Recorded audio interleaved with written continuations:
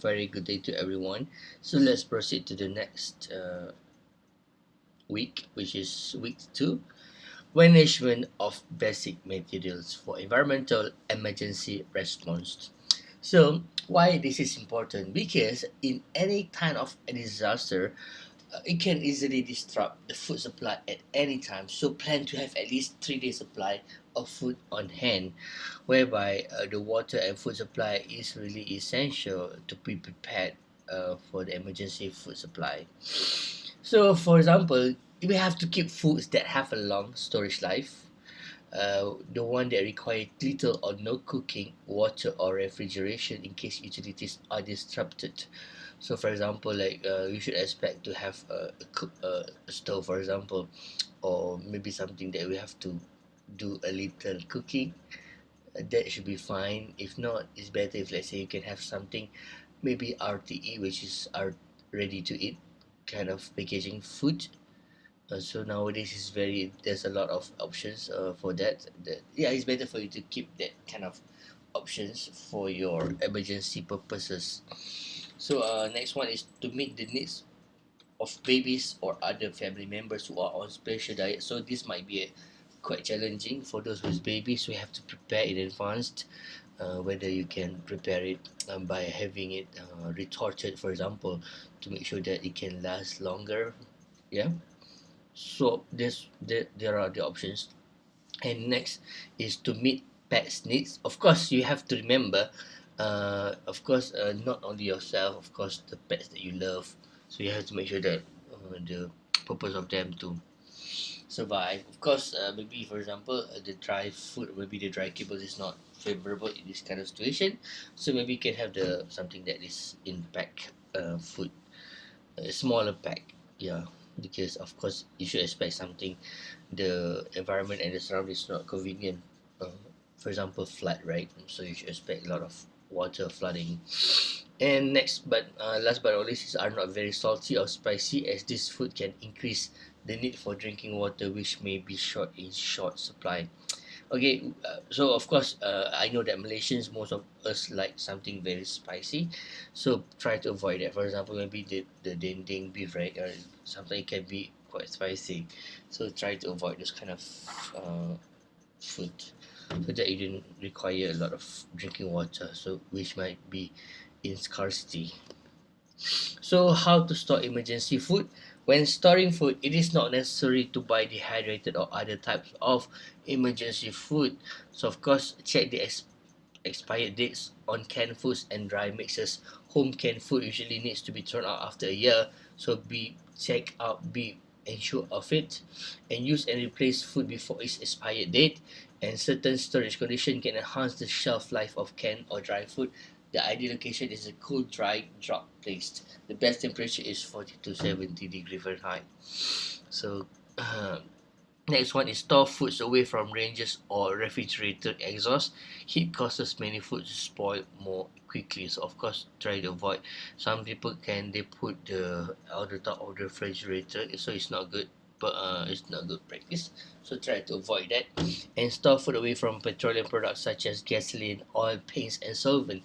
Some food products absorb their smell, so this can be contagious and carcinogenic. Okay, so please make sure of it. And of course, even though this is emergency, but you have to think of this to make sure that you can have safer options. And protect food from rodents and insect. In items stored in box or in paper cartons will keep longer if they are heavily wrapped or stored in waterproof airtight containers. So if let's say you buy something from Shopee, for example, maybe any online platform, make sure you just keep it that way. So because it's very heavily wrapped, right? Rather than you lose the wrap, and then it will be exposed to contaminations.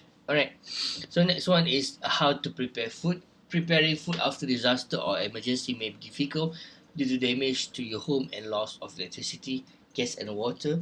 Having the following items available will help you to prepare meals safely. So of course, if you have the mobile cooking utensil, for example, like the mobile stove, that might be very useful. And knife, forks, and spoon, if possible, so they didn't have to use a lot of water, because safe drinking water might be in scarcity. So of course next you can have paper plates, cups and towels, even though it might be contribute to the accumulating solid waste, but that can be a better option in case of emergency, right? So a manual can and bottle opener and heavy duty aluminum foil in case to keep and to secure the food, propane gas or charcoal grill stem stove like I mentioned previously, and fuel for cooking such as charcoal. So I think rather than preparing the food on your own, I think it's better to have something like, yeah, even though it's quite expensive, especially the ready to eat. If you can afford it, it's better to go that way rather than having to prepare your meal by yourself. Unless you are in the evacuation center, then everything is prepared. Then it's going to be more convenient. So prepare an emergency water supply. Store at least 1 gallon of water per day for each person and each pet. Don't forget it. Consider storing more water than this for the hot climates. For pregnant women and for people who are sick, of course, they require more water than any average person. And store at least 3 days supply of water for each person and pet. Try to store 2 week supply if possible. So observe the expiry date for store-bought water. Replace other stored water every 6 months, and store a bottle of unscented liquid household chlorine bleach to disinfect your water and use for general cleaning and sanitizing. Just in case after disaster, right? Try to store bleach in an area where the average temperature stays around 21 degrees C because the amount of active chlorine in bleach decreases over time due to normal decay. Consider replacing the bottle each year. So you cannot keep the chlorine forever.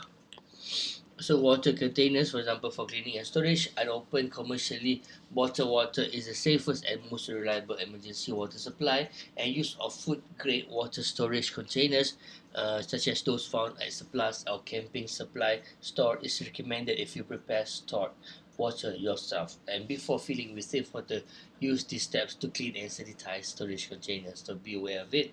And wash the storage container with this washing soap and water and rinse completely with clean water. Sorry. So next is sanitize the container by adding one solution. A solution made by mixing 1 teaspoon of unscented liquid household chlorine bleach in 1 quart of water, and cover the container and shake it well so that the sanitizing bleach solution touches all inside the surface of the container. Wait at least 30 seconds and then pour the sanitizing solution out of the container and let the empty sanitized container and air dry before, or rinse the empty container with clean safe water that already is available. So that's why you can see if someone maybe there's some generation, some community that is exposed for long drought, for example, maybe in certain part of Africa, they turn instead of malnutrition, so this can also cause their deteriorating health conditions. And avoid following the using the following containers to store safe water: containers that cannot be sealed tightly, containers that can break such as glass bottles, containers even though it's aesthetic, but of course in terms of emergency try to avoid it, and containers that ever have toxic solid or liquid chemicals such as bleach or pesticide, and plastic or cardboard bottles, jugs and containers used for milk and fruit juice. Okay, for proper water storage, labels container as drinking water and include storage date. This is really important, even though it is sometimes overlooked. And replace stored water that is not commercially bottled every 6 months. Keep stored water in a place with a fairly constant cool temperature. So do not store water containers in direct sunlight. So do not store water containers in an area where toxic substances such as gasolines or pesticides are present. So this these are the things that you have to take precaution if you are prone to disaster. For example, maybe in East Coast area, maybe in Sabah and Sarawak. But be mindful if let's say something emergency will give you some kind of warning. So these are the things of the that you can also take note. So of course we have to know uh, in any management, of course, when we talk about the food and supply, food and medical, for example, so we have to talk about waste also. So we have to identify what are the types of hazard and their waste characteristic. For example, the earthquake structures collapse in situ, floor slabs collapse on top of each other, trapping waste within damaged buildings and structure.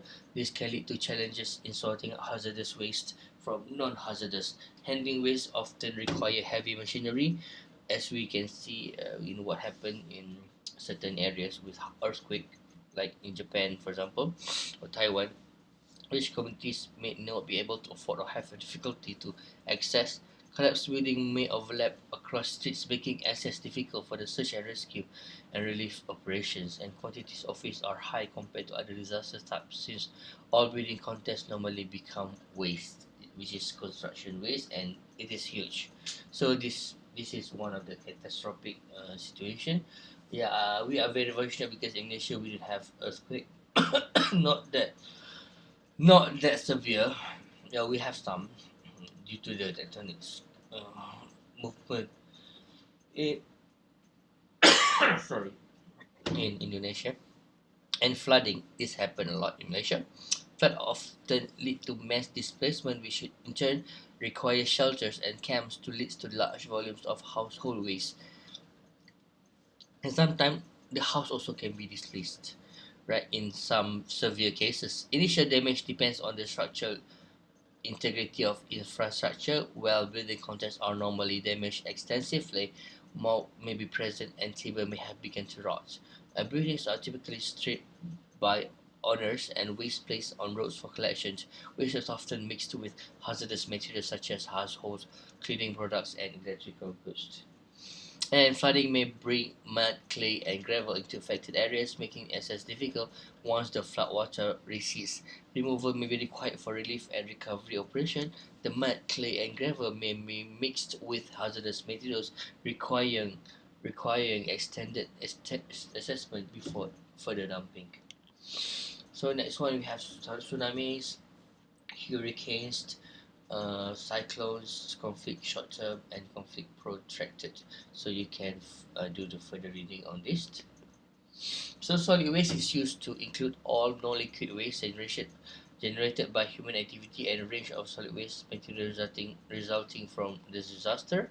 So general domestic garbage such as food waste, ash, and packaging material, because of course during the emergency we are expected to use a lot of disposable utensil, and human feces disposed of in garbage.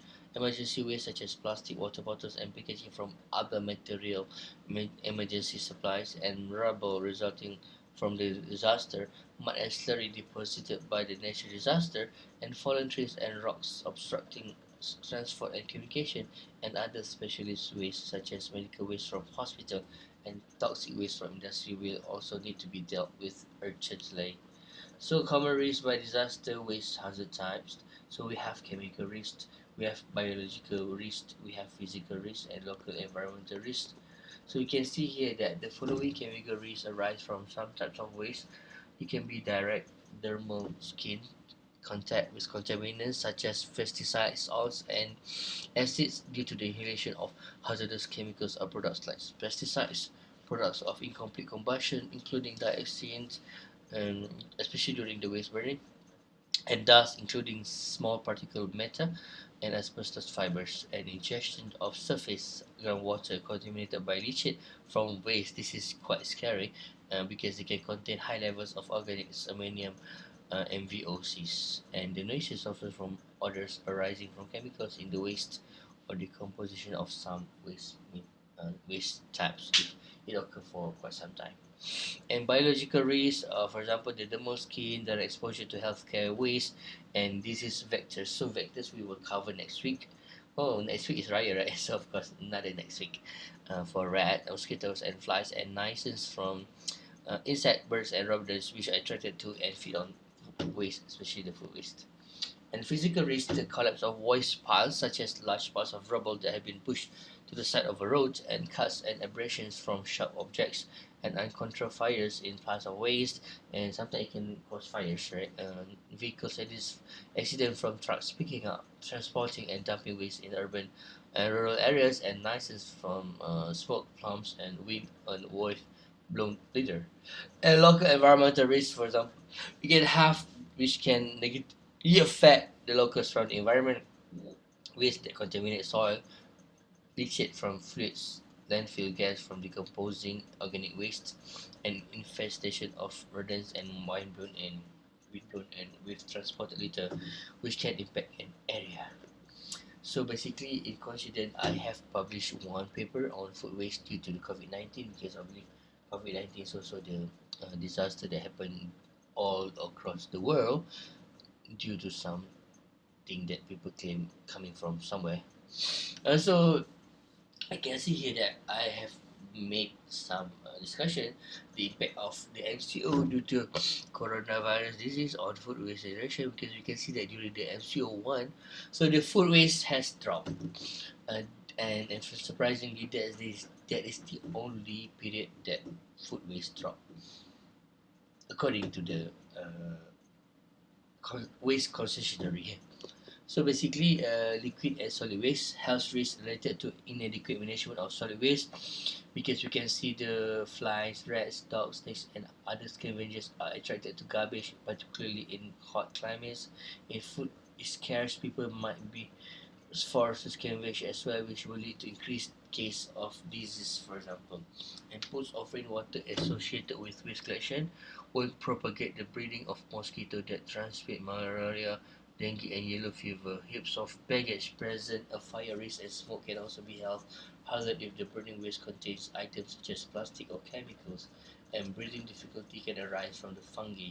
So these are the risks that can arise from the inadequate management of solid waste, which is very scary.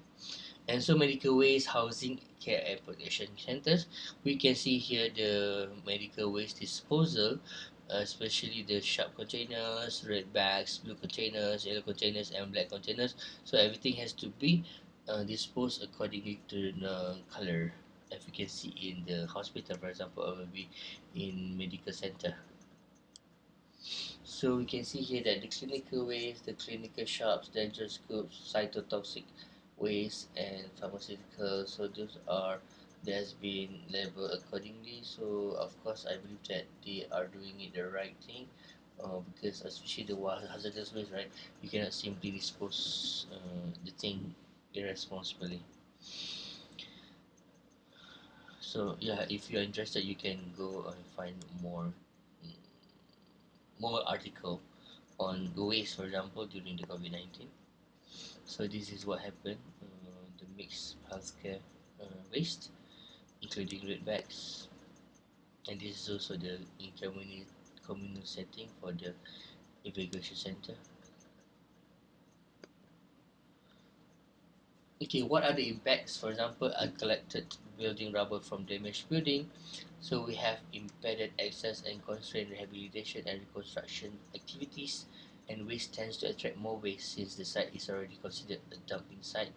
And next one is dumping in appropriate areas and proliferation of scattered dump site, potential human health and injuries from dump site too close to settlements, especially from hazardous materials, and collapse of MSW services, including possible loss of experienced waste managers, lack of collection service, and uncontrolled dumping of waste and uncontrolled dumping of healthcare waste, and serious health risks to local population, including the spread of disease and infection.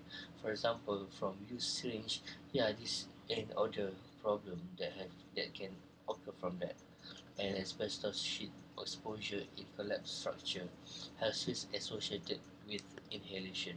So, sorry. Okay, we have as usual we have assignment for every week. So the management of basic materials in environmental energy transport. So what is the objective? To explore and present practical strategies for managing basic materials during environmental emergency. Each group will research and analyze their assigned subtopic, then deliver an online presentation. No, instead of online presentation, you can just report this on LinkedIn. Okay, so go to the LinkedIn and tag my LinkedIn here.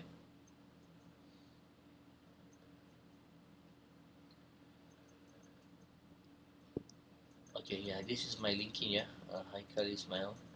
So you can mention me in the post so that I can be aware about your and can get notification on your posts about the following. So let's take a look. So group one is supply chain management. Focus analyze the supply chain process for basic materials in an emergency, and the key points identify common bottlenecks and challenges and to discuss strategy to build a resilient supply chain. Group 2, logistic and distribution, to examine challenges in transporting and distributing materials when normal infrastructure is disrupted heavily, and give the key points, best practices for efficient logistic and role of technology, for example real-time tracking and mapping. And group 3, resource allocation and prioritization, and the focus is to explore decision making processes for distributing limited materials. The key points are the criteria for prioritizing needs and ethical consideration in allocation. And next one is risk management and quality control. So we have to investigate risk and quality control during rapid material deployment, and key points is to identify potential risks, contamination, spoilage, and propose quality assurance measures. And group 5 is innovative technologies and data management. The focus on highlighting modern technologies that can improve material management. The key points example of innovative technology and how data can drive decision making in emergency. So make sure, yeah, it's okay. You can take your time, and the due date is before the next class, which is on. Oh no no. So actually, you can still discuss this on the next class, which is on Wednesday. So I can expect you can use the class on Wednesday to discuss on this, because it's quite medium level. You have to think, you have to make some discussion. So you can discuss during the class on Wednesday, and you can post on LinkedIn on Wednesday at the end of the class. Okay, so I think that's all from me for today. So see you next week, and see you in the next discussion class, so you can have your discussion on your own, and I can expect you to submit on my LinkedIn. All right. So see you next. Not next week. Sorry, next week is Raya. So I think I would like to take this opportunity to wish to you happy Hari Raya and happy holiday, especially for Hari Raya for those celebrating, and happy holiday for those who are not celebrating. But of course, you can also celebrate, right? So let's celebrate together, and it's a festive season. So just go out and have fun. Okay, so in the meanwhile, see you next 2 weeks. Okay, assalamualaikum warahmatullahi wabarakatuh, and very good day.